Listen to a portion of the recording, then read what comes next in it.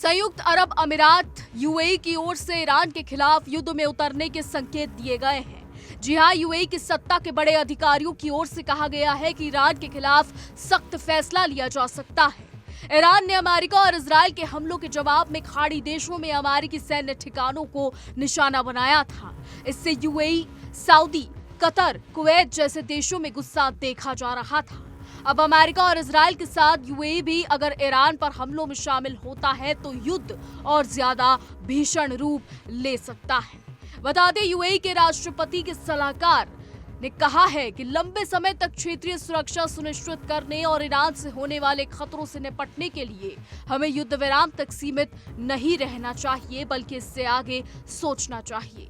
Reports ऐसा कहती हैं। बता दें, रिपोर्ट्स के मुताबिक यूएई के विदेश मंत्री और उप प्रधानमंत्री ने और ज्यादा आक्रामक रुख दिखाया है।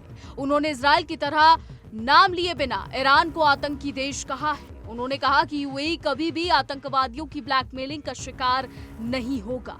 बता दें, उन्होंने कहा कि अरब देशों के खिलाफ ईरानी क्रूर आक्रामकता के गहरे भू राजनीतिक परिणाम है। यह ईरानी खतरे को खाड़ी की रणनीतिक सोच का केंद्रीय बिंदु बनाता है। साथ ही अरब सुरक्षा की पारंपरिक अवधारणाओं से उसकी स्वतंत्रता को मजबूत करता है। मिसाइलें, ड्रोन सब ईरान के ही हैं। इससे हमारी राष्ट्रीय क्षमताओं और संयुक्त खाड़ी सुरक्षा को बल मिलता है। वॉशिंगटन के साथ हमारी सुरक्षा साझेदारी और अधिक ज्यादा है।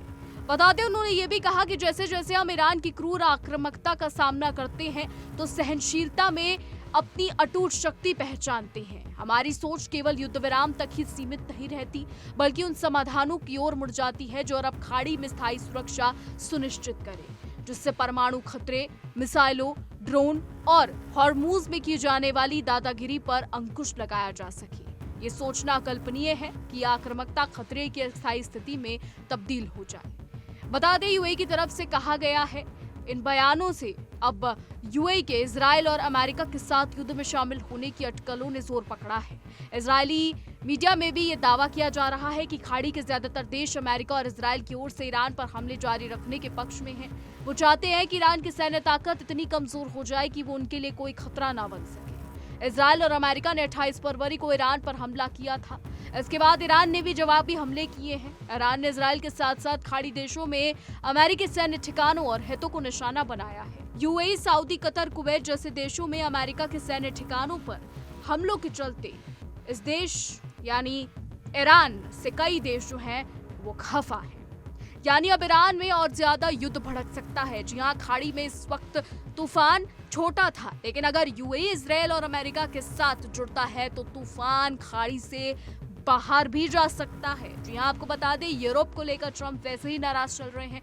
ऐसे में क्या ट्रंप को मनाने के लिए यूरोप के देश भी इस युद्ध में उतर सकते हैं? और अगर ऐसा होता है तो फिर ईरान का क्या होगा? क्या खाड़ी के सभी देश, यूरोप के सभी देश अमेरिका और इजरायल के साथ मिलकर ईरान को पूरी तरीके से बर्बाद कर देंगे, या फिर कुछ और यहाँ पर होता नजर आएगा? बहरहाल यूएई इस वक्त शायद इजरायल और अमेरिका के साथ आने को तैयार है और अब वो शायद इस युद्ध में सीधे तौर पर आएगा। हालांकि रिपोर्ट्स ये दावा करती हैं, इसकी कोई आधिकारिक पुष्टि अभी तक नहीं हुई है। अब आगे ये देखना होगा कि खाड़ी में ये युद्ध कितने दिनों तक चलता है और कितना भयंकर रूप ये युद्ध लेता है। फिलहाल हमारी आज की रिपोर्ट में बस इतना ही। क्या कुछ राय है आपकी, इस पर क्या कुछ सोचते हैं, कमेंट के जरिए जरूर बताइएगा।